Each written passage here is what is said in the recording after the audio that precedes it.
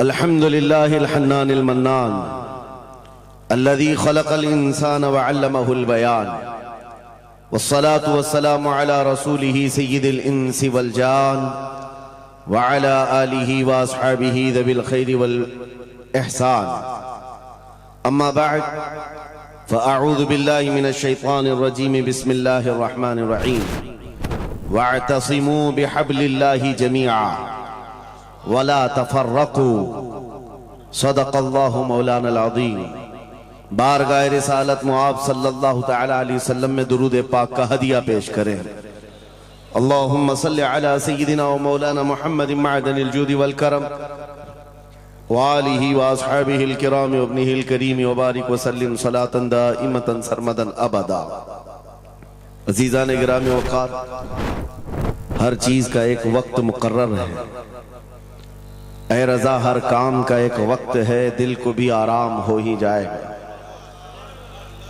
पिछले 2 साल से शाह मीरां की बारगाह में हाजिरी के लिए बारहा इरादा बनता रहा। हज़रत सैयद जामी अशरफ साहब क़िबला ने हुक्मन फरमाया भी था,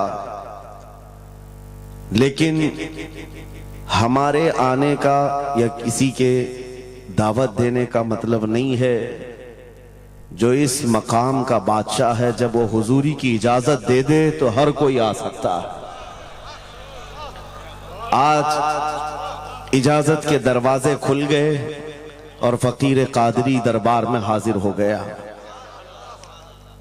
अज़ीज़ान गिरामी,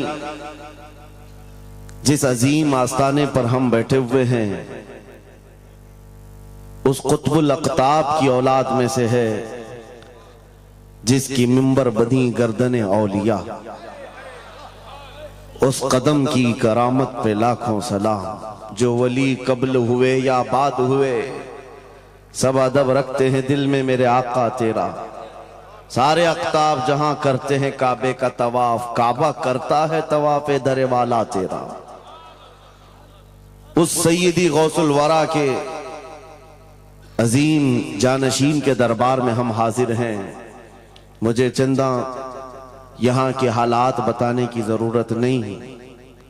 मुरीदीन का ये सिलसिला देखकर, इस मैदान में बैठे हुए इस जम्मे गफीर को देखकर एक अजीब सी कैफियत तारी है।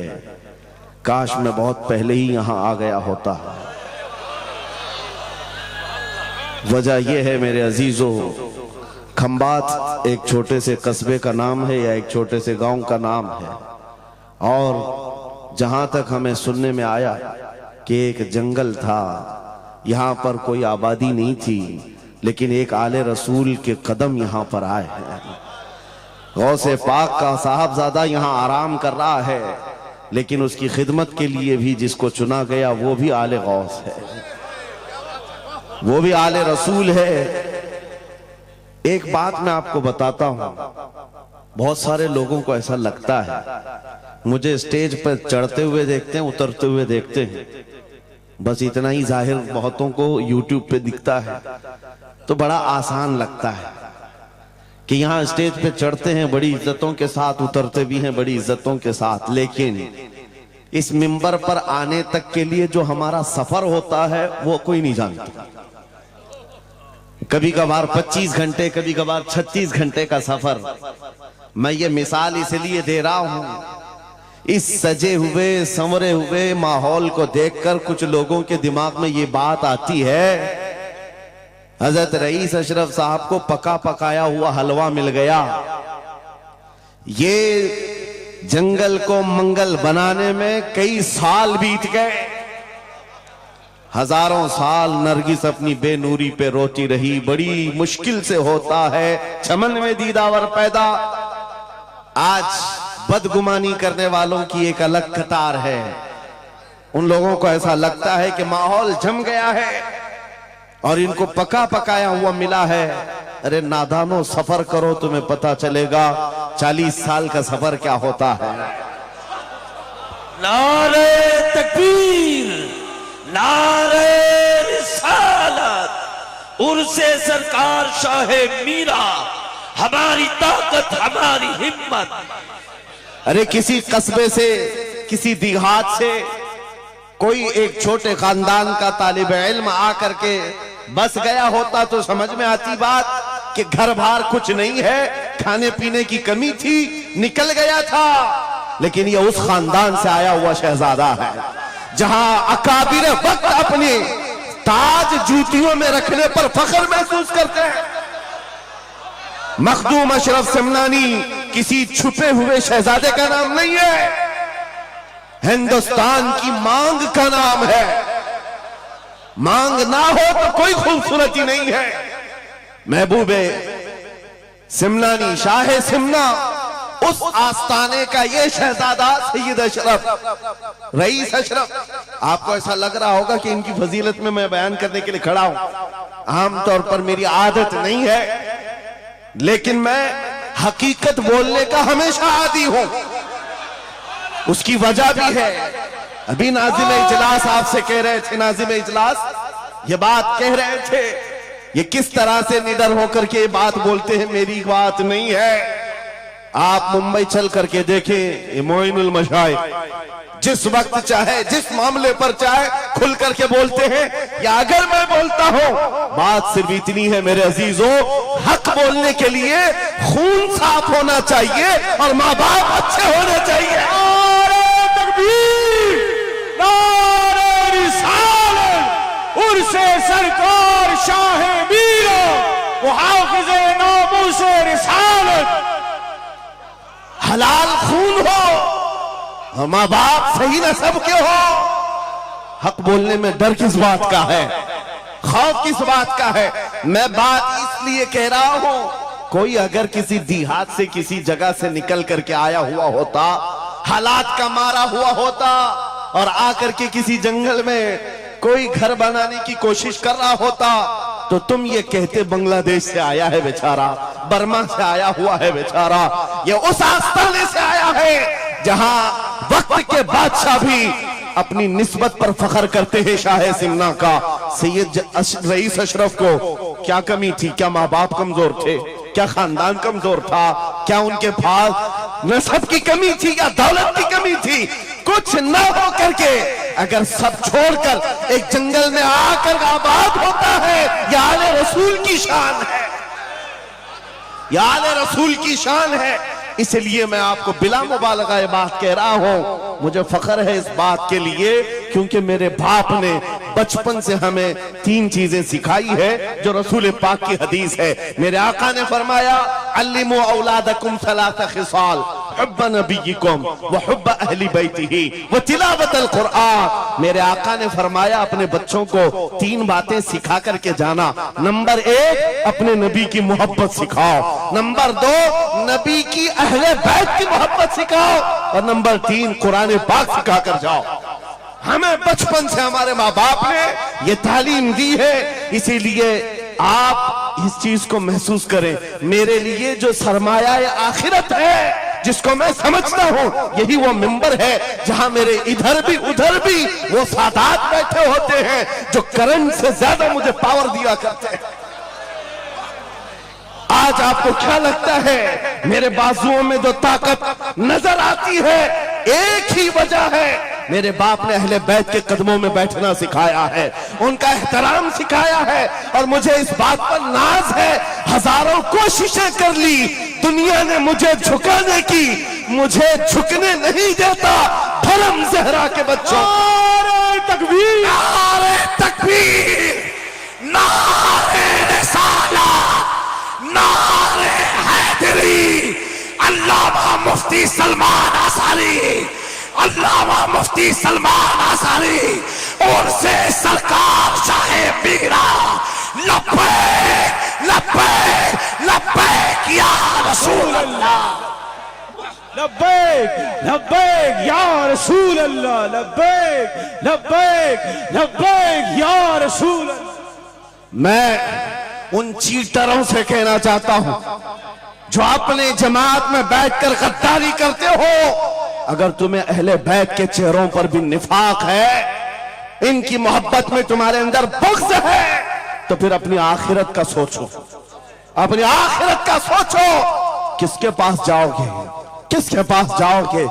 आपको पता है उमर इब्ने खत्ताब वो अमीरुल मोमिनीन जिसके रौब से कैसर और किसरा कांपते थे, हजारों नहीं लाखों का लश्कर एक नाम से थर्राता था, लेकिन वही वक्त का खलीफा अमीरुल मोमिनीन उमर इब्ने खत्ताब जिस वक्त मिंबर पर खड़े होकर मस्जिद नबवी में खिताब कर रहा है, रसूलुल्लाह का बेटा, हम गरीबों का गमगुसार हुसैन आजम तशरीफ लाते हैं। मस्जिद में आकर मिंबर पर देखा और कहा, मेरे बाप के मिंबर से उतर जाओ, अपने बाप के मिंबर पर जाओ। ये किसने कहा? हजरत उमर ने नहीं कहा बच्चा कहां से आ गया। हुजूर के इंतकाल के बाद अहले बैत का सिलसिला खत्म हुआ, फौरन वक्त का खलीफा उतर आता है। अमीरुल मोमिनीन मिंबर से नीचे आ गए, घुटने जमीन पर रखा, घुटने जमीन पर रखा और कहा, शहजादे आपने बिल्कुल सच कहा, ये मिंबर आपके बाप का है, यह आपके नाना का है, मेरे बाप का कोई मिंबर नहीं। उमर के पास जो कुछ है वो आपके नाना का है, जो कुछ भी है वो आपके नाना का है। खाते हैं इनके घराने का, भोंकते हैं इनके घराने पर। ये न मिजाज फारूकी है न ये मिजाज सिद्दीकी है। आपको मैं बताऊं, फिर हजरत उमर ने क्या कहा, अगर शहजादे आप इजाजत दे दें तो मैं मिंबर पर चढ़ूं। उनके सामने बोलने की जसारत किसकी थी? लेकिन रसूलुल्लाह की आल हमारे लिए सरमाया आखिरत है। ये नबी पाक की आल की मोहब्बत ईमान की अलामत है। बेटा उमर फारूक रज़ी अल्लाह ताला अन्हु का है, आम नहीं है, वो भी सहाबी रसूल है, सहाबी रसूल हैं। बाहर किसी मामले में तकरार हो गई इमाम हुसैन के साथ, वो हजरत अली के बेटे, ये हजरत उमर के बेटे। आपको ऐसा लगता हो तो सुनो, हजरत उमर तो खिलाफत पर थे, हजरत अली नहीं थे उस वक्त। हो सकता है छोटी उम्र में कुछ बहस हो गई, बहस होने के बाद ये तकरार हुई तो इमाम हुसैन ने अब्दुल्ला बिन उमर, हजरत उमर के बेटे को सिर्फ इतना कहा, तुम मेरे से क्या बहस कर रहे हो, तुम्हारा बाप मेरे नाना का गुलाम है, तुम्हारा बाप मेरे नाना का गुलाम है। हजरत उमर के बेटे को यह बात लगी कि कैसे मुझे ये टॉन्ट, कैसे मुझे ये ताना।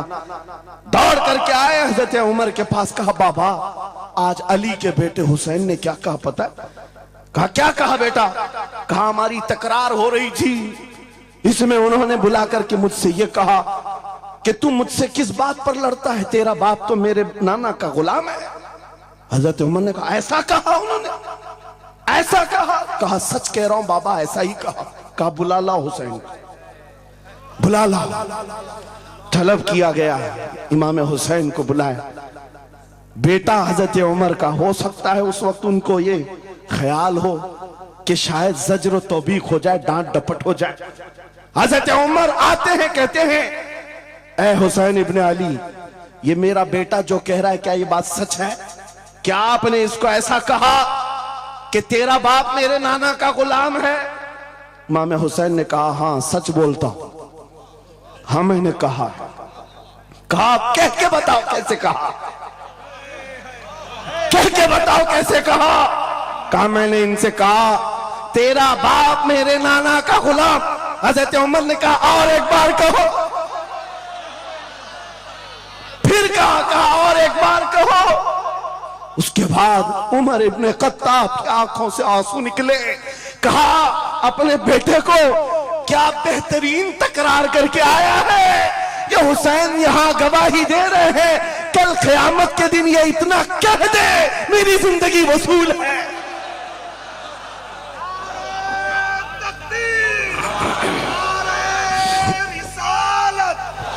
हुब्बे आले मोहम्मद, हुब्बे आले मोहम्मद, नारे तकबीर, नारे रिसालत। सच बता रहा, डॉक्टर साहब यहां आकर के अभी जो लंगर की कैफियत बता रहे थे और उनके पढ़ने से पहले मैं भी लंगर खा के आया। आपको एक सच्ची बात बता रहा हूं शाह मीरा के सामने। मिंबर पर बैठा हूं, मुझे आखिरी वक्त तक ये ख्याल नहीं हो रहा था कि मैं किस बात पर बात करूं, मैं बयान किस चीज पे करूं।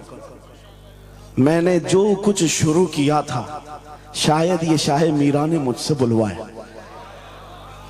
अब सुनो, जो कुरान पाक की मैंने आयत पढ़ी, रब ने फरमाया वअतसिमू बिहब्लिल्लाहि जमीआ, ऐ लोगों सब के सब अल्लाह की रस्सी को मजबूती से पकड़ो। अल्लाह की रस्सी क्या है? क्या ये आसमान से नीचे लटकती है? कोई रस्सी है जिसको पकड़ना है? मुफस्सिरीन से पूछो, कुरान की तफसीर करने वाले कहते हैं अल्लाह की रस्सी मुहम्मदुर रसूलुल्लाह है और उनकी अहले बैत है। उनके अहले बैत को अल्लाह की रस्सी कहा गया है। सबके सब मिलकर के अगर इस रस्सी को पकड़ ले, मेरे अजीजों, ये इख्तिलाफात, ये इंतशारात, ये जिस कदर आज हमारे दरमियान तफर्रुकात शायद नहीं होते। हमारा मरकज, हमारा मावा, हमारा मलजा एक ही है। इस मिंबर ने आज लोगों को यह सिखाने की कोशिश की है, तुम जिस तरह मशरब और सिलसिलों में बट करके ये समझते हो कि मेरा खित्ता अलग है, इसका खित्ता अलग है, मेरे अजीजों, ये एक पूरा सिलसिला है। 700 साल पुराना सिलसिला, 700 साल पुराना सिलसिला, मगर इस मिंबर पर बैठ करके इश्क मोहब्बत के नारे लगवा रहे हैं। वजह यह नहीं है कि यहां की कोई पब्लिसिटी है, बल्कि यह बताना है इसलिए कि अहले बैत ही ये जानते हैं जो हमारे नाना की कदर करेगा, हम जिंदगी भर उसकी कदर करेंगे। आपको क्या लगता है आला हजरत का नाम, उनके मसलक का नाम रोटी सेकने के लिए लिया जाता है? मेरे अजीजों, आला हजरत का नाम, मसलक आला हजरत का नाम इसलिए लिया जाता है, डाल दी कल्ब में अजमत मुस्तफा सैयदी आला हजरत पे नारे तकबीर, नारे रिसालत, इश्क मोहब्बत, इश्क मोहब्बत, इश्क मोहब्बत, इश्क मोहब्बत, उर्से सरकार शाह मीरा। मुझे मेरे मुर्शिद गिरामी हुजूर ताजुश शरिया रहमतुल्लाह ताला अलैह एक बात कह करके मिस्र भेजे थे। जाने के वक्त कहा था नाम की कोशिश मत करना, हुजूर का काम करना। और उन्होंने ये शेर पढ़ करके कहा था, आखिरी महफिल थी उस वक्त, मेरी तालिब इल्मी की जमाने की बात कर रहा हूं, ये पढ़ करके बयान किया था। आला हजरत को देखना, उन्होंने ये खुद कहा है, बेनिशानों का निशान मिटता नहीं, मिटते मिटते नाम हो ही जाएगा। आला हजरत उस सिक्के राइजुल वक्त का नाम है जिसने हर दिल पर राज किया, हर खानकाह पर राज किया है। मेरा एक जुमला मैं अक्सर मजमों में कहता हूं, अक्सर तकरीरों में कहता हूं, एक बात समझ करके चलो शाह मीरा के उर्स में आने वालों, मेरा एक फार्मूला सुनना है। अगर इज्जत चाहते हो, वकार चाहते हो, ये जुमला याद करो, उनकी बात करो, हर दिल पे राज करो। बस रसूलुल्लाह की बात करो, हर दिल पे राज करो। आज हमारी जो इज्जत है मेरे अजीजों, ये खानकाह है अशरफिया और यहां खानकाह है शाह मीरा है, जिनके सामने मैं खड़ा हूं। लेकिन आपको मैं बताऊं, मैं अपनी किस्मत पर फख्र करता हूं। यही वक्त होगा, कल की रात में माररा मुतहरा में मौजूद था, वहां सादात किराम के सामने अजीजा ने गिराम, ये अहले बैते अतहार के इन तमाम मिंबरों का सफर करते करते हमें एक पावर मिलता है, ताकत मिलती है। और आला हजरत का वो मिशन समझ में आता है कि आला हजरत ने रसूलुल्लाह के दरबार की नौकरी की थी। मेरे आका की दरबार की नौकरी का सदका अल्लाह ने उन्हें ऐसे अता किया है। मैंने मिस्र जाकर देखा है, अफ्रीका में देखा है, अमेरिका वगैरह हम गए नहीं, लेकिन जानते हैं जहां कहीं उर्दू बोलने वाला हो, बल्कि मैं तो अरबी दान लोगों को सुनाऊं। मिस्र की सरजमीन पर हर जुमा एक जगह मौलूद शरीफ हुआ करती थी। हम हिंदुस्तानी तलबा वहां जाते थे। मिस्र के रहने वाले उस्ताद हैं, जब महफिल मीलाद खत्म होती कहते हैं हिंदुस्तानी तलबा को खड़े हो जाओ, वो पढ़ो मुस्तफा जाने रहमत पे लाखों सलाम, वो पढ़ो। हम पढ़ते थे मगन होकर। एक बार मैंने उनसे पूछा था कि हुजूर आपको समझ में आता है ये सलाम? ये तो उर्दू में लिखा हुआ है, उर्दू बोलने वाले ही पूरा नहीं समझ पाते, आप समझते हैं? कहते हैं समझने की जरूरत नहीं, इश्क की बोली हर जमाने में हर जगह एक ही होती है। इश्क में बोला हुआ वो कलाम है, अरबी हो कि हिंदी हो, दिल को समझ में आने लगती है। मैं ये बात कहने जा रहा हूं मेरे अजीजों, उस रस्सी को मजबूती से पकड़ो, इख्तिलाफात नजर नहीं आएंगे, बात खत्म हो जाएगी। आज से 2 साल कबल एक कुत्ता यहां पर हिंदुस्तान में भौंकता था, खिंजीर का बच्चा जब नबी पाक की शान में भौंकता था, इस फकीर ने उसे ललकारा था। मेरा नाम, मेरी इमेज लोगों के सामने है, मैं वाकया तफसील से नहीं बता रहा हूं, मैं अपनी बात आपके सामने ये रखना चाहता हूं। जिस वक्त उस खबीस मलऊन को पुकारा, आपको पता है हम तो एक छोटे से इलाके से उसको पुकारे थे, लेकिन निशाना सटीक जाकर लगा और उसके बाद कुत्ता बिलबिलाया भी, मैदान में आने की बार बार कोशिश करता रहा, लेकिन अब तक वजूद नहीं है। लेकिन उसके बाद मैंने देखा है, महीना 2 महीना 3 महीने गुजरे होंगे, हर मुल्क से, अफ्रीका से, ऑस्ट्रेलिया से, न्यूजीलैंड से, अमेरिका से, हर जगह से लोगों ने मुझे मैसेज भी किए, खुतूत अरसाल किए, वहां से रिसाले भेजे और दादो तहसीन के साथ दुआएं दी। लेकिन साथ एक बात मैं बता रहा हूं, उन जमातों के बड़े बड़े लोग जिनसे हमारा कोई रिश्ता ही नहीं है, उनके बड़े बड़े अमीरों ने भी लेटर पैड में लिख करके दिया, कहा मौलाना आप बरेलवी हैं, आपसे हमारा इख्तिलाफ है, लेकिन जिस नबी पाक की शान के लिए आप खड़े हैं, हम सब छोड़कर आपके साथ खड़े होने को तैयार हैं। हम आपके सामने आज ये बात कह रहे हैं, ऐ सुन्नियों, हम तो दूसरों को बुला भी नहीं रहे, हम तो तुम्हारे इत्तेहाद की बात कर रहे हैं, लेकिन इत्तेहाद का नुक्ता एक है, जब तक तुम एक एक छोटे खूंटे को पकड़े रहोगे, हर कोई तुम्हारे साथ उलझता रहेगा। उस अजीम दरख्त को पकड़ लो जिसकी जड़ें तहतुस्सरा में है, जिसकी शाखें औजे सुरैया पर है, और वो मोहम्मदुर रसूलुल्लाह की जात। उस नाम को मजबूती से पकड़ो, जिसको इकबाल ने क्या बेहतरीन अंदाज में बताया, आबरूए मां जनामे मुस्तफास्त, हम सबकी इज्जत आबरू मुस्तफा के नाम से। अगर ये बात पर इत्तेफाक हो जाए, सारी चीजें भूल जाओ, सारी चीजें भूल जाओगे। मेरे अजीजों, आज मुझे इस बात पर कोई भी आपत्ति नहीं, धरा बराबर भी झिझक नहीं। हो सकता है कुछ लोगों को ऐसा लग रहा हो कि डरे सहमे स्टेज पर आए होंगे, यहां पर बड़े बड़े खानकाह अशरफिया के सादात मौजूद हैं, उनसे हम ये बात खुल करके कहते हैं। मेरे अजीजों, हम डरे सहमे स्टेजों पर जाने वालों में से नहीं हैं, जहां जा रहे हैं खुल करके जाते हैं, और ये बात देख करके जाते हैं, जहां मेरे नबी की अजमत बोली जाएगी वहां हम अपनी गर्दनें झुका कर जाएंगे। यहां पर मिशन आला हजरत को तरवीज दिया जा रहा है। आला हजरत का वही तो मिशन था। क्या मिशन था आला हजरत का, जो आपने अपनी जिंदगी भर दिया है? अपने दिल का है उन्हीं से आराम, सौंप है उन्हीं को सबका, लौ लगी है कि उस दर के गुलाम चारे दर्द रजा करते हैं। आला हजरत फाजिल बरेलवी का वो मिशन यहां से दिया जा रहा है।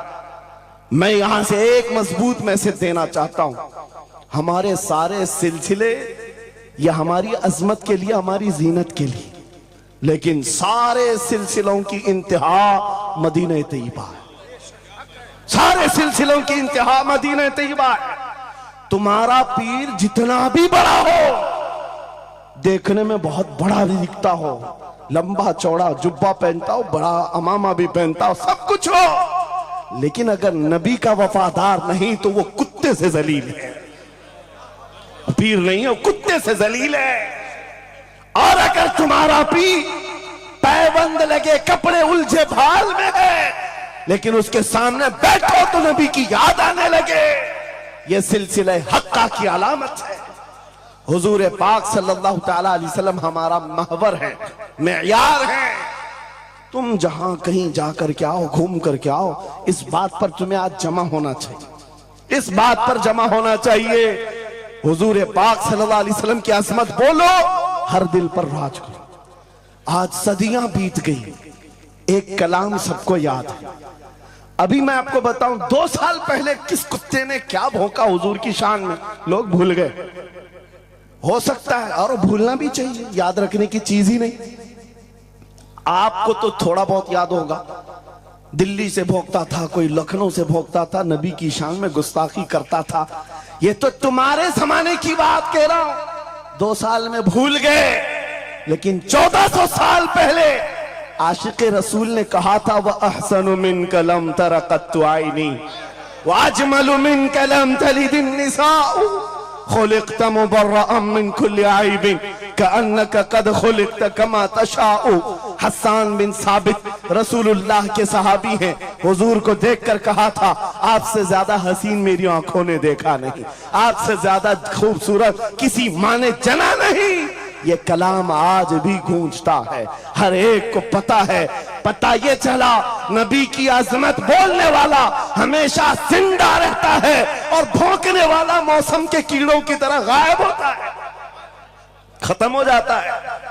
इसलिए कौन सी जिंदगी चाहिए, देख लो आपके सामने मिसालें, इसलिए मैं जिक्र करता हूं, वरना मैं अपने ये मुकद्दस स्टेज गलीज लोगों के जिक्र से नापाक भी नहीं करना चाहता, किसी के नाम लेकर के, वरना डर की बात नहीं, डर से नहीं। आपको पता है, एक राफजी कुत्ता दीन बदल कर निकला था लखनऊ से, धर्म परिवर्तन और मीडिया की सुर्खियां बटोरने के लिए, हॉट कुर्सी पर जाकर बैठकर, ये सब प्रोपेगेंडा है। उनको ये लगता था कि खलबली मच जाएगी 30 करोड़ मुसलमानों। अरे एक बड़ा आदमी दीन छोड़कर चला गया, मुसलमानों से हट करके दूसरे धर्म में चला गया, नाम भी बदल लिया, धर्म भी बदल लिया, सब छूट गया और गया। 6 महीने तक धोतियों के नीचे उनका फुजला चाटता रहा और उसके बाद पता चला कि पुजारियों ने किक मारकर निकाल दिया, खत्म हो गया। 6 महीने के बाद आकर एक गुफे में बैठकर वीडियो बनाने लगा, मुख्यमंत्री जी, प्रधानमंत्री जी, मेरे जान को बचा लो। 6 महीने में ही तुम्हारा यह हशर हो गया। धोबी का कुत्ता, ना घर का ना घाट का। 100 साल पहले आला हजरत ने यह फरमाया था, या रसूल अल्लाह, जो तेरे दर से यार फिरते हैं, दर बदर यूं ही खार फिरते हैं। नारे तकबीर, नारे रिसालत, अज़मते मुस्तफा, लब्बैक लब्बैक लब्बैक या रसूल अल्लाह, लब्बैक लब्बैक लब्बैक या रसूल अल्लाह। बस ये दौलत तुम्हारे अंदर आ जाए, जब मिंबरों के करीब हो जाओ, जब कभी मसाजिद या खानकाहों के करीब हो जाओ, औलिया कामिलीन का अदब अपनी जगह पर, वो असल नहीं है, असल वो रसूलुल्लाह की जात। मौलाना रोम फरमाते हैं, मौलाना जलालुद्दीन रूमी औलिया के बारे में कहते हैं कि कुछ लोग ये समझ बैठते हैं कि औलिया हमारे पीराने इज़ाम, मेरे अजीजों, ये जरिया है नबी तक पहुंचाने का। और अगर कोई पीर तुमको रसूलुल्लाह तक नहीं पहुंचा रहा है तो फिर वो 2 नंबर वाला है, वो हुजूर की अजमत नहीं बताता, हुजूर तक नहीं ले जाता, वो 2 नंबर का है, झूठा है। मौलाना रोम फरमाते हैं, शीशे पर कभी दिन के वक्त सूरज की रोशनी पड़ती है और शीशे को तुम जिधर घुमाओ सामने भी रोशनी पड़ती। बचपन में हम करते थे, छोटा सा शीशा लेते, सूरज को दिखाते और उस पर रोशनी आती है, जिधर भी करो इधर उधर रोशनी जाती रहती है। मौलाना जलालुद्दीन फरमाते हैं, वो जो जमीन पर इधर उधर रोशनी घूम रही है, वो शीशे की रोशनी नहीं है, धोखा मत खाना, ये सूरज की रोशनी है। सूरज की रोशनी शीशे पर पड़ी और ये शीशा जिधर घूमा उधर रोशनी। इसलिए याद रखना, पूरी जमीन पर जितने औलिया कामिलीन हैं ये शीशे के मानंद हैं। इनके दिलों पर जो रोशनी पड़ती है वो मदीने तैयबा गुंबद खजरा से आती है, और ये फिर जिस तरफ जाते हैं उस तरफ रोशनियां होती हैं। लेकिन साथ में तुम्हें ये याद रखना कि ये रोशनियां असल नहीं, इनके कल्ब पर जो रोशनी पड़ रही है वो गुंबद खजरा से आ रही है। बस वो असल चीज को मजबूती से पकड़ो। कुरान यही कहता है, वातसिमू बिहब्लिल्लाहि जमीआ, अल्लाह की रस्सी को मजबूती से पकड़ लो। आप रुए माजना में मुस्तफास, उनके जो हम गुलाम थे खल्क के पेशवा रहे, उनसे फिरे जहां फिरा फिराई कमी वखार में। सबब कुछ और है जिसे तू खुद समझता है, जवाल बंदे मोमिन का बेजरी से नहीं। इकबाल ने कितने अच्छे अंदाज में ये मैसेज दिया था। आपको एक बात मैं बताऊं, पेट में दर्द हो रहा है और आपको पता है किसी को भी अल्लाह ना करे कैंसर है, लेकिन फिर भी वो छुपाते हुए ये कह रहा नहीं गैस हुआ है, हाँ एसिडिटी हुई है, चूरन खाए घूम रहा है। अरे बड़ी बीमारी है, तुझे पता है अगर तो खुल करके इलाज कर ले। इकबाल कहते सबब कुछ और है जिसे तू खुद समझता। तुमको मालूम है हमारे जवाल का सबब क्या है, तुमको सबको मालूम है, बोलते क्यों नहीं? फिर रोते हो सियासत नहीं है, क़ियादत नहीं है, जमात नहीं है, एजुकेशन नहीं है, ये सब तो गाते रहते हो, ये सब चीजें नहीं है। असल सबब कुछ और है जिसे तू खुद समझता है। बहुत बारीक बात पर इकबाल ने निशाना रखा, जवाल बंदे मोमिन का बेजरी से नहीं। फिर इकबाल से ही हमने पूछा फिर वो है क्या सबब, क्या है वो सबब? इकबाल ने कहा उनके जो हम गुलाम थे खल्क के पेशवा रहे। वाह, यही है जिससे तू दूर हुआ और फिर आज जलील हुआ। सबब कुछ और है जिसे तू खुद समझता है। आ जाओ नौजवानों, उस सबब को हम हल करते हैं। 10 साल के करीब यूरोप की गलियां छान मारते हुए इकबाल वापस अपने वतन आया। वहां के यूरोपियन को देखा, उनके साइंस, उनके रियाजी, उनके फिजिक्स, उनके ज्योग्राफी, सब चीजों को देखा और कहता है मैं तो ढूंढ रहा था मेरी कौम की इज्जत कहां है, मेरी कौम की बुलंदी कहां है। 10 साल के बाद जब वापस आया, लोगों ने पूछा क्या मिला अपनी कौम की इज्जत का राज? इकबाल ने कहा मैं बहुत गौर से देखता रहा और फिर इस नतीजे पर पहुंचा मेरी कौम के उरूज और इर्तिका बुलंदी का एक ही राज है कि मोहम्मद से वफा तूने, तो हम तेरे हैं। ये जहां चीज है क्या लौह कलम तेरे। ये उस वक्त इकबाल ने कहा था। और फिर मेरे अजीजों, इस बात को आज मैं दोहरा रहा हूं। एक बात अभी भी मैं नाउम्मीद नहीं हूं, सुन्नियों की ये कसरत। और जब आप तुम्हारे जोशो जज्बे, ये नात खानी जो है ये कोई हमारे यहाँ एक फॉर्मेलिटी नहीं है, इन नातों से तुम्हारे दिलों को इतना गर्म किया जाता है आपको खुद अंदाजा नहीं होता। सुभान अल्लाह, आपको अंदाजा नहीं है। हुजूर की याद में तड़पना, दिल का धड़कना सिखाया जाता है। और इन मजमों के रंग को देख करके मैं नाउम्मीद नहीं हूं, अभी इसमें रमक बाकी है, रमक बाकी है। अभी मैं कहता हूं अशहदु अन्ना मुहम्मद रसूलुल्लाह सल्लल्लाहु अलैहि वसल्लम। इधर बैठे हुए भी, सामने वाले भी अंगूठा चूम रहे। मैंने नाम मेरे मुस्तफा का लिया, लेकिन कहा क्या मैंने आपको कि आप भी चूमो? किसने कहा आपको कि अंगूठों का बोसा लेकर आंखों से लगाओ? किसने कहा? अरे मैंने कहा भी नहीं, ना तमहीद बांधा। इधर नाम लिया, बेइख्तियार अंगूठे उठ गए। वाह, बेइख्तियार लबों को छूम लिया तुमने, लबों से अंगूठों को छूम कर आंखों से लगाया। यह इस बात की अलामत है गुनहगार हो गए, गद्दार नहीं है। नारे तकबीर, नारे रिसालत, नारे हैदरी, उर्से सरकार शाहे मीरा, मुहाफिजे से रिसालत। मरे हुए लोगों से क्या खिताब किया जाए, जिंदगी बाकी है इसीलिए तो घूम घूम कर आपसे खिताब कर रहे हैं।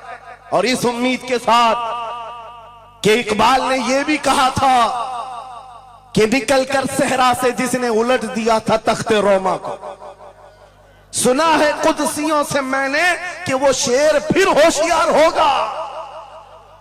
इकबाल की बात सुनो, कह रहा है पहले जमाने में सहरा से निकले थे सहाबा, पैरों में चप्पल नहीं थे, पैबंद लगे कपड़े, तलवारें टूटी हुई, लेकिन जब निकले थे तो रोमन एम्पायर को भी धूल चटा दिया था, पर्शियन एम्पायर को भी परखचे उड़ा दिए थे, दो सुपर पावर ताकतों को नाकों तले छने छबवा दिए।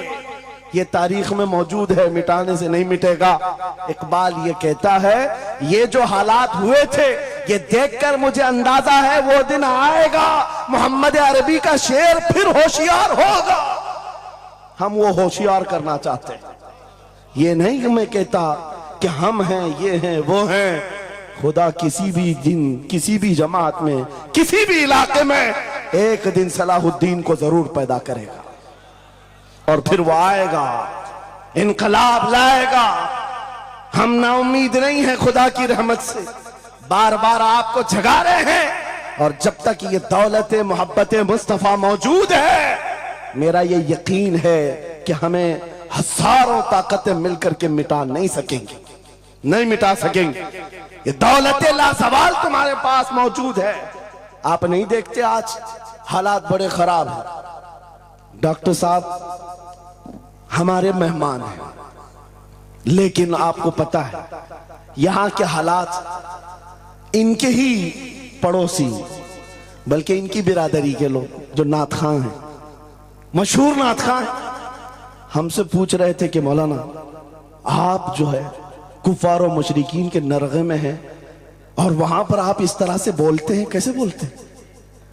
मैंने उस वक्त बगदाद मुकद्दसा में उनसे अर्ज किया था, क्यों दबे जिस पे हिमायत का हो पंजा तेरा, क्यों दबे जिस पे हिमायत का हो पंजा तेरा, शेर को खतरे में लाता नहीं कुत्ता तेरा। हाँ हम तादाद में कम हैं, हम तादाद में कम हैं और बड़े हालात के मारे हुए हैं, लेकिन हमें अपनी तारीख याद है। बदर में भी तादाद कम थी, उहद में भी तादाद कम थी और सबसे बड़ी तादाद तो करबला में कम थी, लेकिन फतह का झंडा आज भी करबला वालों का ही लहरा रहा है। सुभान अल्लाह। तादाद माने नहीं रखती, कभी मत जाना इन सब मामलात पर। आज जो ढकोसले पैदा किए जाते, तुम्हें मुर्दा किया जा रहा है। कुछ मत बोलो, हालात बड़े खराब हैं। इनसे पूछो तुम्हारे बाप दादा के जमाने में हालात अच्छे थे, वो भी कहेंगे हालात उस वक्त भी खराब थे, उस वक्त भी खराब थे। हरे सुबह अजल की बात कर रहा हूं, इस्लाम का सूरज तुलू हुआ कि मक्का के हालात खराब ही थे, मदीने हुजूर हिजरत करके गए, हालात खराब ही थे। मैं आपको बताऊं, मेरी फिक्र करने वाले उलमा बड़े बड़े सादा बहुत दुआ करते हैं, लेकिन साथ में ये भी कहते हैं थोड़ा सा एहतियात से, क्या आपका होना यहां कौम के लिए जरूरी, इफादा इस्तिफादा लोगों का चलता रहेगा, फायदा होता रहे। मैं एक बात कहता हूं, मैं तो बहुत छोटा सा, बल्कि मैं कोई घास के लायक भी नहीं।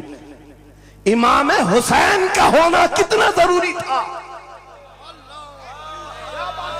सहाबा कराम के जमाने में अहले बैत का वो सबसे बड़ा चेहरा इमाम हुसैन का होना जरूरी था कि नहीं था?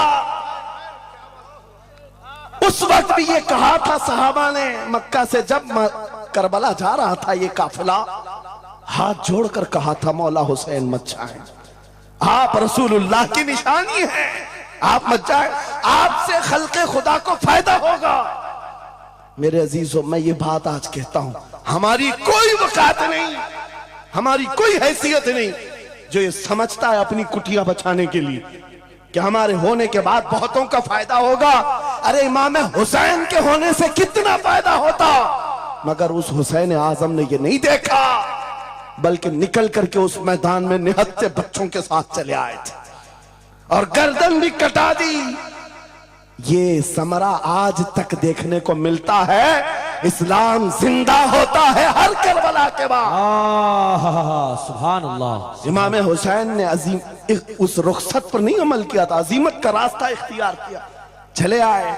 उस वक्त भी सहाबा ने उनसे कहा था आपका होना बहुत जरूरी है, लेकिन इमाम हुसैन की नजर में यह बात थी रह लेंगे चंद साल, लेकिन लोगों के दिलों में जो नर्वसपन होगा, शरीयत की धज्जियां उड़ती हुई देख करके बड़े बड़े लोग खामोश हैं, तो आइंदा आने वाली नस्लें भी इसी तरह कंप्रोमाइज करती हुई चली जाएंगी। मेरे अजीजों, मैं आज खुल करके बताता हूं, मेरी पुष्ट पनाही करने के लिए बड़े बड़े उलमा मौजूद है, एक भी हुकूमत का कुत्ता नहीं है और ना ही जरूरत है। जब कभी पहली मर्तबा मैं तन्हा खड़ा था मुंबई की सरजमीन पर, हुजूर मोइनुल मशाइख मेरे साथ, उस वक्त भी साथ थे, आज तक है। और ये भी बात बताऊं, आपका मैं मुफ्ती होऊंगा लेकिन इनका बाबू, ये हमेशा एक ही बात, ये सारी चीजें मेरे साथ हैं, लेकिन फिर भी मैं खुल करके आपके साथ ये कहता हूं, बच्चे मेरे भी, बीवी, खानदान मेरा भी है, लेकिन एक चीज सताती है आज कि अगर आज आप सबकी बातें सुन करके हम भी कहें थोड़ा जी लेंगे, हम भी 10 साल 12 साल 14 साल जो जिंदगी मिल जाए जी लेंगे, क्योंकि इनको ना बोलेंगे तो छोड़ देंगे, आसानी से रहने देंगे। लेकिन एक नुकसान हम देख रहे हैं, कल को आने वाली नस्लें पूछेंगी, कल को आने वाली नस्लें पूछेंगी, जब नबी की शान में कुत्ते भौंकते थे हमारे बाप दादा रोटियां सेका करते थे, उनके दिलों में कौन सा ईमान होगा, उनके दिलों में कैसी बुज़दिली आ जाएगी। लेकिन मेरे अजीजों, ज्यादा से ज्यादा क्या होगा, मौत तो सबकी लिखी हुई है, मेरी भी है, आपकी भी है, किसी दिन बिस्तर पर पांव रगड़ कर मर जाएंगे।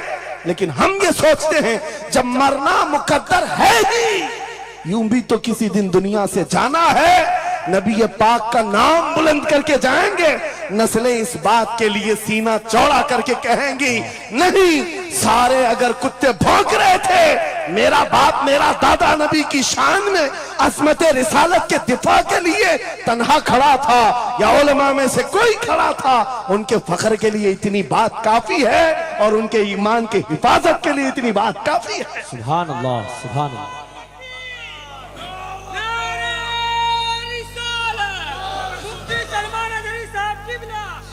इस अज़मत रिसालत के लिए आपको क्या समझ में आता है, बहुत दिन हो गए हमारे आराम के, बहुत दिन हो गए सुकून के, नबी के नाम पर हमने रोटियां बहुत खाई, हुजूर की इज्जत पर क्या क्या नहीं मिला हमको, कौन से दिन तकलीफ आई है, कौन से दिन तकलीफ आई है। यह अहले बैत को देख रहे हो, आपको पता है वो बाबुल हवाइज इमाम मूसा काजिम, अहले बैत के इस बड़े इमाम की बात कर रहा हूं जो इमाम जाफर सादिक के बेटे हैं, लेकिन 7 साल तक वक्त के जालिम तागूती ताकतों ने जेल में रखा, जहर देकर के खत्म किया है। आपको पता है इमाम मोहम्मद बिन हसन अस्करी, जिनको जहर देकर के खत्म किया गया, अहले बैत था जिन्होंने 20-20 साल जेल काटी है, रसूलुल्लाह के शहजादे थे वो, रसूलुल्लाह की आल थे, आज तो लाखों में है, उस वक्त तो नबी के शहजादे चुनिंदा थे, पूरी दुनिया के वो मरकज थे, लेकिन जेलों में 20-20 साल गुजारे, किसी को 10 साल, किसी को 12 साल, किसी को 20 साल। आपको पता है इमाम मूसा काजिम को जंजीरों से भी मारा गया था, जंजीरों से। आप अपने बाप को मार खाता हुआ देख करके नहीं बर्दाश्त कर पाते, हमारे वो अजीम इमामों की बात कर रहा हूं जिन्होंने मेरे नबी की शरीयत की दिफा के लिए जेलों की जिंदगी, हत्ता के रिवायत ये बताती है मौला इमाम मूसा काजिम का जनाजा भी जेल से निकला। मेरे अजीजों, ये सब क्या बातें सिर्फ बयान करने के लिए रह गई? उलमाए ज़वील एहतराम इस मनसब को हाथ समझेंगे, आज ज्यादा से ज्यादा यही होगा। इसी किछोछा मुकद्दसा के एक बुजुर्ग थे जो मेरे बहुत बड़े आइडियल है, सैयद मुजफ्फर हुसैन कछोछे। आजादी के मौके पर बड़ी मुसीबतें उठाई और इनको पकड़ करके, एक शहजादा है कि छोचा मुकद्दसा का आस्थाना और जेल में डाल दिया गया था। आपको पता है कि छोचा के उस शहजादे ने एक जवाब दिया था जो मेरा फेवरेट शेर है, पसंदीदा शेर है। आपने कहा था मुजफ्फर को मुकय्यद ना समझे सैयाद, मेरी असीरी भी सुन्नत आबाई है। माशाअल्लाह, मेरी असीरी भी सुन्नत आबाई है। मुजफ्फर को मुकय्यद मत समझे सैयाद। आपको पता है ये तारीख है हमारी, लेकिन सब के सब तारीख इसलिए दोहरा रहा हूं कि हमारी इज्जत उसी में मौजूद है, वहीं पर है। वापस आ जाओ उधर ही। अपनी कुटिया बचाकर, अपनी दुकान बचाकर ज्यादा दिन नहीं जी पाओगे। हुजूर के नाम का दिफा करो, सुबह क़यामत तक मौला नाम जिंदा रखेगा। सुभान अल्लाह। हाँ, अपनी हिफाजत के लिए बहुत सारे लोग हैं, अपनी अपनी फिक्र करने वाले। नबी की इज्जत और नामूस पर पहरा देने वालों की तारीख मिटाई नहीं जाती। हजारों मिटाने की कोशिश भी कर लो, वो मिटते नहीं है। आज आपको पता है पैरों से माजूर खादिम हुसैन को कौन नहीं जानता। लोगों को डर भी लगता है उनका नाम लेने में कि गरजता था बंदा और खुद व्हील चेयर पर बैठा, लेकिन लाखों को खड़ा होना सिखा दिया। किस बात पर? क्या अपने बाप के कसीदे पढ़ता था? क्या अपने खानदान के कसीदे गुनगुनाता था? एक ही बात, रसूलुल्लाह की अजमत पर बात, हुजूर की इज्जत पर बात करो तो फिर पता चलता है 8 साल के बच्चे से लेकर 80 साल के बूढ़े के दिल में भी अल्लाह खुद मोहब्बत डालता है। वाह, सुभान अल्लाह, खुद मोहब्बत डालता है। सब चीजें मौजूद हैं उसी जात पर। एक बात मैं अब आपके सामने कहता हूं, गुफ्तगू समेटता हूं।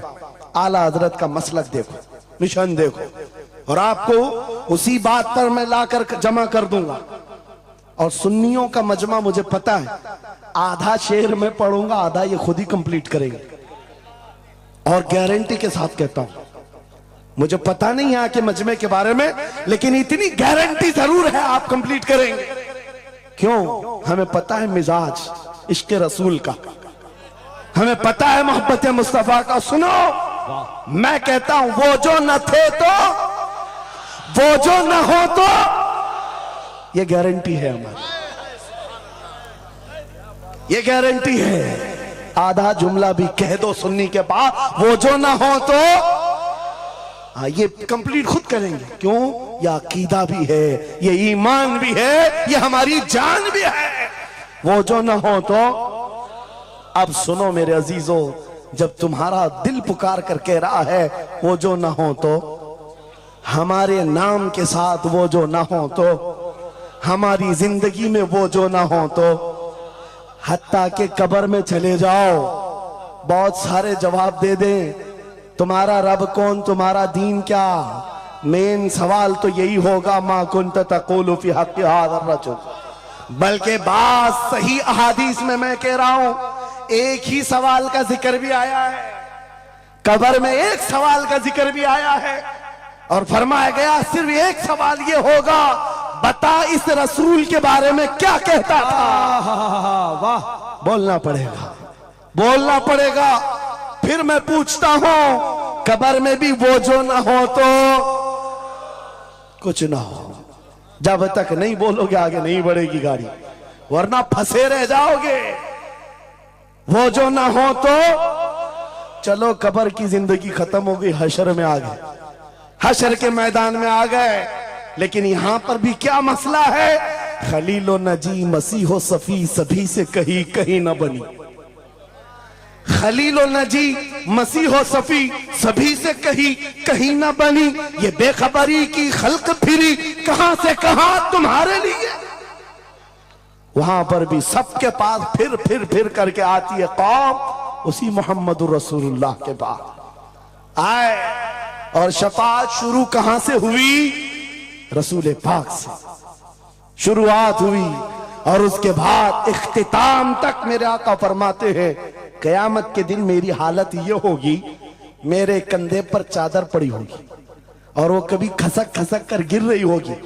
एक हाथ से मैं अपनी चादर संभाल रहा हूंगा और दूसरे हाथ से अपने उम्मतियों को पकड़ पकड़ कर जन्नत में ले जा रहा हूं। ये मैदान क़यामत की बात है। फिर पूछता हूं, महशर में भी वो जो ना हो तो, क़यामत के मैदान में भी वो जो ना हो तो, अरे तुम्हारी अजान कंप्लीट होती है, अजान में भी वो जो ना हो तो, नमाज में भी जब तक सलाम नहीं भेजोगे, नमाज में भी वो जो ना हो तो, कहीं पर भी बच नहीं सकते। इसीलिए आला हजरत ने कहा था, बखुदा खुदा का यही है डर, नहीं और कोई मफर मकर, जो वहां से हो यही आके हो, जो यहां नहीं तो वहां नहीं। जब तुम्हें समझ में आ गया वो जो ना हो तो कुछ ना हो, वो जो ना हो तो, वो जो ना हो तो, जब तुम्हारा यकीन है, अब सुनो बरेली का इमाम क्या कहता है, ऐ सुन्नी जवान आज ले उनकी पनाह, आज मदद मांग उनसे, आज ले उनकी पनाह, आज मदद मांग उनसे, कल न मानेंगे कयामत में अगर मान गया। आज आना है तुम्हें वहीं पर। मेरी गुफ्तगू का खुलासा यही है, मेरी गुफ्तगू का लुब्बे लुबाब यही है। आ जाओ उस कदम पर जहां से बिलाल हबशी को काबे की छत पर पहुंचाया गया। आ जाओ उस कदम पर जहां पहुंचने के बाद खत्ताब का बेटा अमीरुल मोमिनीन उमर इब्ने खत्ताब बना। हजरत उमर खुद कहते हैं, मेरी हैसियत इतनी थी, मैं खत्ताब का बेटा, बचपन में 2 बकरियां मुझसे नहीं संभलती, लेकिन एक वक्त आया हजरत उमर 36 लाख स्क्वायर किलोमीटर पर तनहा हुकूमत करते थे। मिस्र, इराक, यमन, शाम, फिलिस्तीन, ये आज का सऊदी अरब हजरत उमर की निगरानी में था। हजरत उमर कहते हैं, आज इतने बड़े खित्ते पर उमर की निगरानी है, इसलिए नहीं कि खत्ताब का बेटा उमर है, इसलिए कि मोहम्मद अरबी का गुलाम उमर है। वो जो ना हो तो, मेरे अजीजों, जितनों ने इज्जत पाई है उस कदम से पाई। आपको जब ये बात अच्छी तरह मालूम हो जाए, यहां देखो आप, यहां चेहरे बहुत सारे, यहां बहुत सारे चेहरे, और उसमें बुजुर्ग तरीन चेहरा वो सैयद रईस अशरफ साहब का है। लेकिन पूरा मजमा ये बात मेरे साथ यकीन के साथ कह सकता है, इन जवानों से कई ज्यादा हसीन और जमील ये चेहरा है। क्यों? अरे तुम्हारे बॉलीवुड और हॉलीवुड में थोड़ा बुढ़ापा आए तो उसे निकाल दिया जाए, फिर उसकी नहीं चलती। वहां सिर्फ रंग और गाजे का काम है, वहां सिर्फ और सिर्फ पाउडर लाली मेकअप का काम है। जब तक जवान थे हजारों फैन थे, लेकिन जवानी खत्म हो गई तो बेचारे उनकी जिंदगी के लाले पड़ गए। और सियासत में भी यही हाल है, 40-40 साल नौकरी किया पार्टियों की, बाद में फिर वो मंडली में बिठा दिया गया, अब आप बैठो दूसरे जवान आएंगे, उनकी भी जिंदगियां खत्म। लेकिन एक बात है, नबी पाक का जो गुलाम होता है वो 80 साल का भी हो जाए, उसके अंदर ना पुरानापन आता है ना बुढ़ापा आता। सुभान अल्लाह। इज्जत वैसी ही बरकरार है, खूबसूरती वैसी ही है, 80 साल का हो कि 90 साल का हो। अरे 75 साल की उम्र में हमने हुजूर ताजुश शरिया को देखा है, और जिन आंखों ने उन्हें देखा होगा वह इस बात की गवाही देते हैं, 1 लाख खूबसूरत जवानों को एक तरफ रखो और एक तरफ ताजुश शरिया को, और देखने वाले की निगाहों को टटोल कर देखना, वो 1 लाख की तरफ नहीं, इस 75 साला उस अजीम हुस्न को देखने में मां होगा जो हुस्न पाउडर और लाली का नहीं है, इश्क मुस्तफा से मिला हुआ। इज्जत रसूलुल्लाह के कदमों से, उनकी वाबस्तगी से है। तो फिर छोड़कर ये दर बदर क्यों ठोकर खाते? कहां ये बॉलीवुड और हॉलीवुड के चक्कर में पड़ गए? कहां तुम टिकटॉक पर मुजरे करने लग गए? कहां तुम गाने में अपनी जिंदगियां बर्बाद करके अपने दिल में निफाक पैदा करने लग गए? अरे ताश के पत्ते, जुए के अड्डे, शराब की बोतलें, ये तुम्हारी शान नहीं, ये तुम्हारे लिए ज़ेब नहीं देखता। और एक बात याद रखो, तुम जिन इलाकों में रहते हो बहुत सारे दूसरों को देखते हो, वो नाच रहे हैं तो हमको भी नाचना चाहिए, वो ऐसा कर रहे हैं तो हमको भी ऐसा करना चाहिए। शेरों को, कुत्तों को कभी देखना नहीं चाहिए। जो शेर है वो अपनी बिरादरी को देखता रहे, कुत्ते को देखता रहेगा तो फिर अपना शेरपन भी भूल जाएगा। इसलिए याद रखो, तुम खैर उम्मत हो, तुम्हारा लक़ब कुरान में आया है। तुम नचनियों को मत देखो, शराबियों को मत देखो, जुआरियों को मत देखो, वो गाने पे कैसे थिरकते हैं, वो कैसे नाचते हैं, ये तुम्हारा मतलब नहीं है। तुमको अगर देखना है, खालिद बिन वलीद को देखो, सलाहुद्दीन अय्यूबी को देखो, शिहाबुद्दीन गौरी को देखो, औरंगजेब को बार बार देखो, बार बार देखो। इसलिए कि उन अजीम हस्तियों को देखने वाला ये समझ में आ जाएगा उसे ये सारी इज्जतें जो है उन नौजवानों ने जो हासिल की, वो सलाहुद्दीन अय्यूबी हो कि खालिद इब्ने वलीद हो कि शिहाबुद्दीन गौरी हो कि औरंगजेब हो कि शहीद टीपू सुल्तान हो, ये सब की इज्जतें मुस्तफा के नाम से हैं, हुजूर के नाम से हैं। आपको पता है खालिद बिन वलीद 125 जंगें लड़े, 125 में से एक भी शिकस्त नहीं खाई अपनी जिंदगी में। उनकी तलवार का वजन 35 किलो का है और ढाल का वजन 40 किलो का है, और उनके पूरे जिस्म में एक बालिश्त जगह भी बाकी नहीं जहां जख्म न लगा। जंगे मौता में एक ही जंग में 9 तलवारें टूटी, पीछे कदम कभी नहीं हटा। एक जंग में ऐसा हुआ था कि 2 काफिर सर पर आ गए थे और अमामा गिर गया था, गर्दन पर तलवार थी, कट जाती, तलवार की तरफ नहीं देखा, अमामा उठाने के लिए चल पड़े, उठा लिया, फिर सर पर रखा, उन काफिरों की तलवारें नीचे रह गई। हैरत में पूछा कि ये शहसवार है इस्लाम का, सिपह सालार है, और ऐसी बड़ी गलती छोटा सिपाही भी नहीं कर सकता। जब तलवार गर्दन पर हो तो ये टोपी और अमामा उठाएगा। सामने के पहलवानों ने पूछा, ऐसी बड़ी गलती हमने छोटे फौजी से भी नहीं देखा, तुम तो सिपह सालार हो, ऐसी गलती कैसे कर सकते हो? खालिद बिन वलीद का जवाब, यही मेरा मकसद है। फरमाया, तुम क्या समझते हो खालिद बिन वलीद अपने बाजुओं की ताकत से लड़ता है? हरगिज नहीं। इस अमामे में मेरे रसूल पाक के 3 मुँह मुबारक हैं। माशाअल्लाह, मेरा यकीन है जब तक ये सर पर होते हैं मुझे ताकत देते हैं। नारे तकबीर, नारे रिसालत, अजमते सहाबा। अजीजा ने गिरामी वकार, बस आ जाओ इस नुक्ते पर, जिंदगी पूरी टटोल कर देखना, हर बड़े किरदार की तुम्हें एक ही उनसुर नजर आएगा, जिसने नबी पाक पर जितना अपनी फिदाइयत का इजहार किया, मौला ने उसको उतना ही बुलंद किया, उतना बुलंद किया। अरे बीमारी के आलम में लकवा, फालिज, ये बहुत अजीब खतरनाक बीमारी, हाथ भी नहीं उठता, पैर भी नहीं उठता, इलाज भी नहीं होता, लेकिन ऐसी बीमारी में भी अस्कंदरिया की सरजमीन से शरफुद्दीन बूसीरी ने पुकारा था, मुहम्मदुन सय्यदुल कौनैन वस्सक़लैन वल फरीक़ैन मिन अरब व मिन अजमी, मौलाया सल्लि व सल्लिम दाइमन अबदा अला हबीबिका खैरिल खल्क़ि कुल्लिहिम। 170 अशार लिखकर अपने नबी की बारगाह में अपनी मोहब्बत का इजहार किया था। जानते हो, नबी आए भी और अपना हाथ फेर करके लकवा और फालिद से सही भी किया और चादर भी इनायत किया, लेकिन जिस वजह से मैं ये बात कर रहा हूं, आज पूरी दुनिया में घुमाओ, अफ्रीकी हो कि अमरीकी हो कि हिंदी हो कि पाकिस्तानी हो, लेकिन एक कसीदा सबको याद है, मौलाया सल्ली व सल्लिम दाइमन अबदा अला हबीबिका खैरिल खल्क़ि कुल्लिहिम। मैंने बहुत तहकीक करके देखा, शरफुद्दीन बूसीरी का ये कसीदा अक्सर को समझ में नहीं आता, लेकिन गुनगुनाता हर कोई है, पढ़ता हर कोई है। पता ये चला कमाल बूसीरी का नहीं है, जो नबी की अजमत बोलता है मौला उसे सलामत रखता है, सुभान अल्लाह, जिंदा रखता है।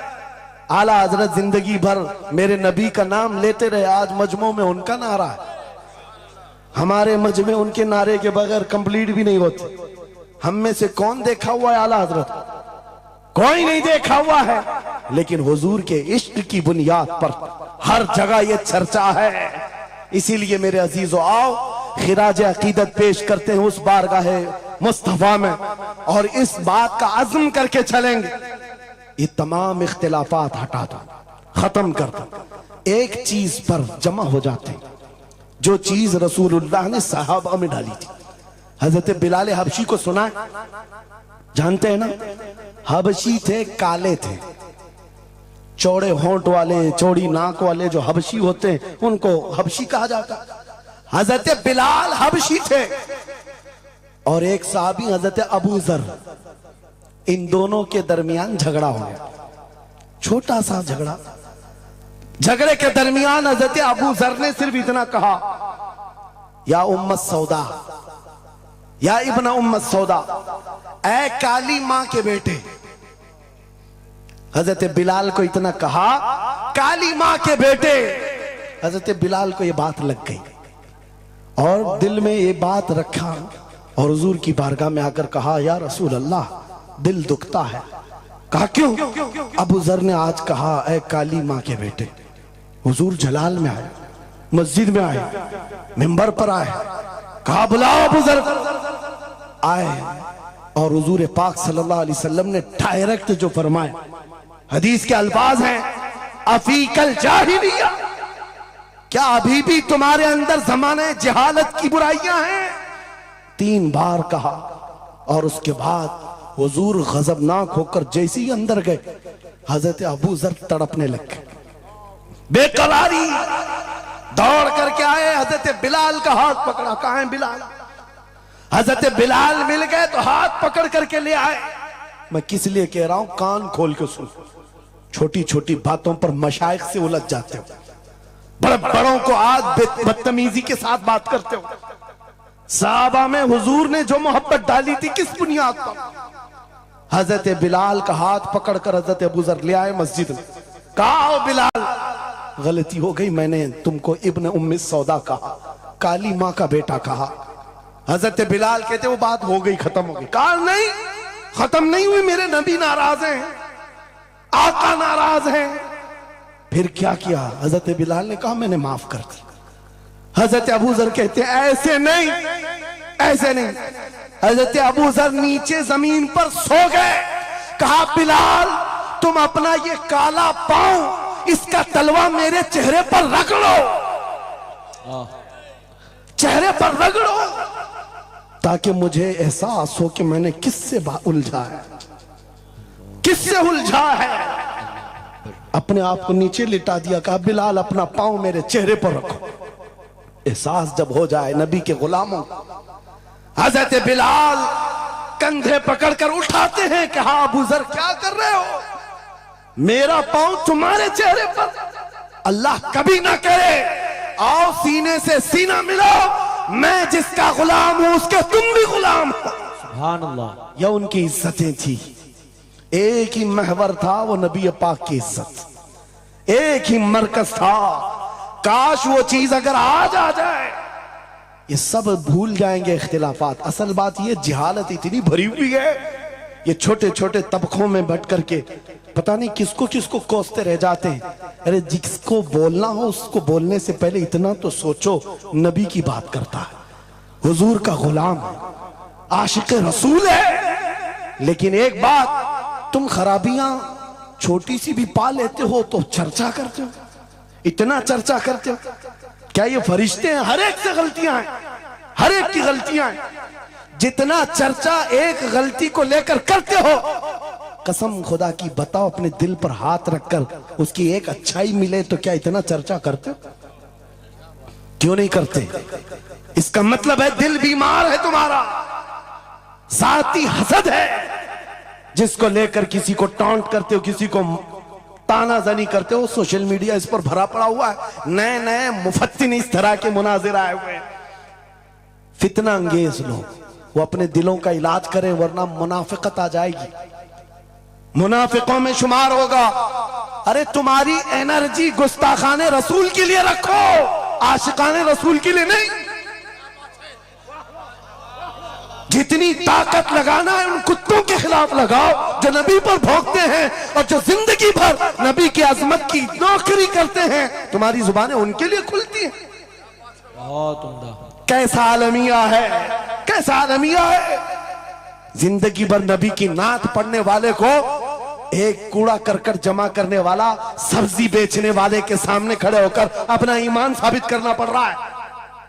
बड़े बड़े मशाइख को आज सर्टिफिकेट दिखाना पड़ रहा है, मैं भी मोमिन हूं, मैं भी मोमिन हूं। और किसके सामने? यह गली कूचों पर, नुक्कड़ पर बैठ करके मुनाजरे करने वालों पर, जिनके ईमान का कोई ठिकाना नहीं। लेकिन मैं आपको कहता हूं, इन गद्दारों से अपने आप को बचाओ। नबी की आजमत जिसके पास देखो, सारे इख्तिलाफात भूल जाओ, उसकी इज्जत करो, बेशक उसकी इज्जत करो। इसलिए कि कल क़यामत के दिन तुम्हें जब खड़ा होना है शफाअत के लिए, तुम भी उसी नबी को पुकारोगे, वो भी उसी नबी को पुकारे। लेकिन एक बात सुन करके जाओ, मेरे आका ने फरमाया मेरा उम्मती, ये नहीं कहा मेरी अहले बैत, अहले बैत का मकाम बहुत बुलंद है। फरमाया मेरा उम्मती दूसरे उम्मती से लड़ पड़ा, और उसके बाद फिर दोनों में एक ने कहा कि मुझे एहसास हो गया, माफ कर दो, और दूसरे ने कहा नहीं माफ करता। हुजूर फरमाते हैं कल क़यामत के दिन वो मेरी शफाअत के करीब ना आए, अल्लाहु अकबर, वो मेरी शफाअत के करीब ना आए।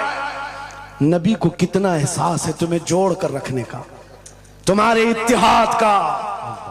हुजूर पाक ने 3 दुआएं की थी मस्जिद इजाबा के पास, एक दुआ नहीं पहुंची, जिसमें वो यही दुआ थी कि अल्लाह मेरी उम्मत को इख्तिलाफात से बचा।